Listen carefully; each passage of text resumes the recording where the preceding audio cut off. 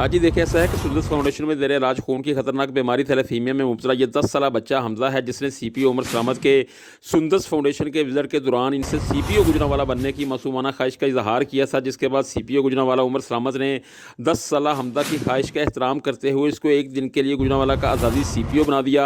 आज़ादी सीपीओ हमज़ा पूरे प्रोटोकॉल के साथ दफ्तर पहुंचे। दफ्तर में मुख्तलिफ सरकारी अमूर अंजाम दिए।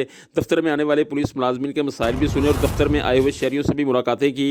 दफ्तर में सरकारी अमूर की अंजामदही के बाद आज़ादी सीपीओ हमज़ा अशरफ माज शहीद डिस्ट्रिक्ट पुलिस लाइन्स भी पहुंचे, जहां पुलिस के चाको चौबंद दस्ते ने इनको सलामी पेश की। आज़ादी सीपीओ हमज़ा ने यादगार शोहदा पर फूल चढ़ाए, शोहदा पुलिस के दर्जात की बुलंदी के लिए दुआ की।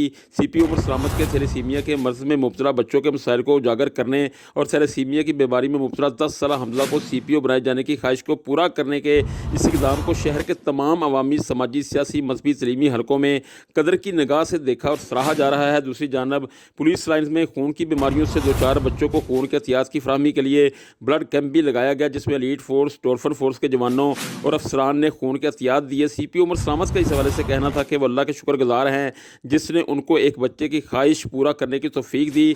10 साला हमज़ा को आज़ादी सीपीओ बनाने का मकसद एक तो इसकी मासूमाना ख्वाहिश को पूरा करना था, दूसरा खून की बीमारियों में मुब्तला बच्चों के मसाइल को उजागर करना था। जी।